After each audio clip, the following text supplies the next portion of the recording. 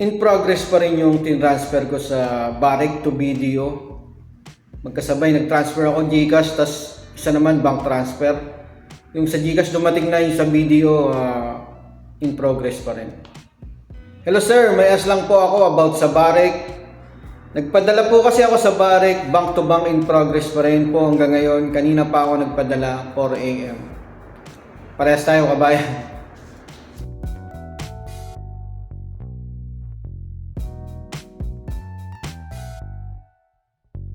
Yo, what's up kabayan? Welcome back sa aking channel, OFW Nonoy.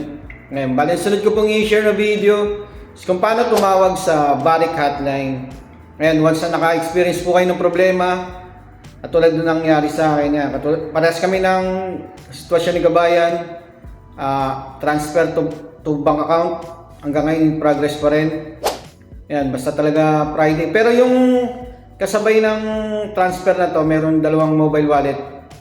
Na-receive naman kaagad mga ilang minuto. And nangyayari po talaga yung mga delayed transaction, hindi po yan maiwasan mga kabayan. Kaya ang gagawin nyo, itatawag nyo lang sa hotline. Ang gawin nyo, screenshot nyo po yung transaction nyo para may reference kayo pagka tumawag po kayo dun sa customer service nila. Okay, simulan na po natin. Ayan sa dashboard ng Barrick app nyo. Punta lang muna kayo sa international transfer history. Yan, i-check nyo po dyan kung ano po yung may delayed na transaction nyo. Ito po yung in progress. Yan, nakalagay dyan in progress. I-screenshot nyo po yan o i-share para pag yung may reference po kayo kung tinanong yung details. Click nyo yung share.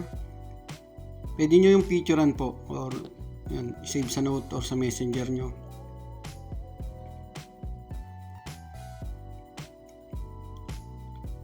Balik na tayo sa Barrick. Pwede po tayong tumawag dito sa help. May dalawang option po yan, scroll nyo lang. Pero pwede na rin din po dun sa mismong dashboard. Ayan, punta kayo dito sa baba menu tab, more, support. Scroll nyo yan, parehas din lang naman yan. Tapos i-call nyo na. Papakinggan nyo lang po yung sinasabi ng operator at susundan nyo yung instruction. Tapos makakausap nyo na po yung agent. للغة العربية الرجاء الضغط على 1. For English, please press 2.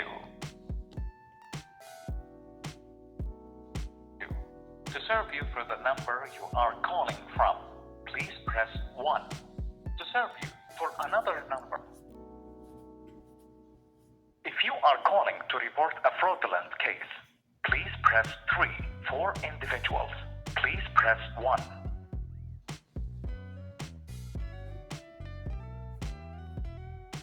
Please enter the 6-digit passcode matching the one used in your app, or click the pound key if you are having a problem with a PIN number.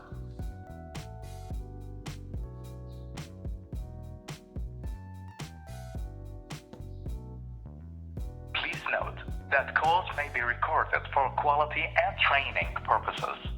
Your wait is appreciated. Remember that in Barrick, we are all about making your financial world limitless.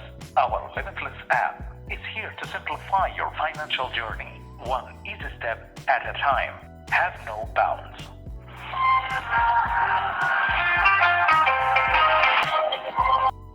Welcome to this from the Trans speaking. How may I help you, Mr. Arnal? Hello sir, good morning. Good morning. Sir, I had international bank transfer yesterday. Still on progress.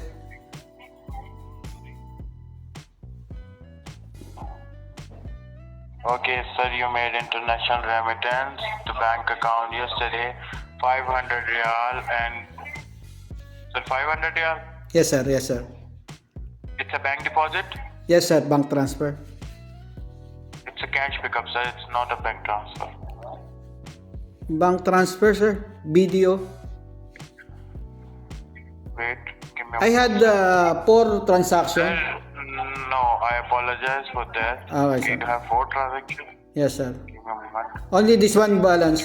One, Oh, okay, one you made on cash pickup also, right? yes sir, yes sir.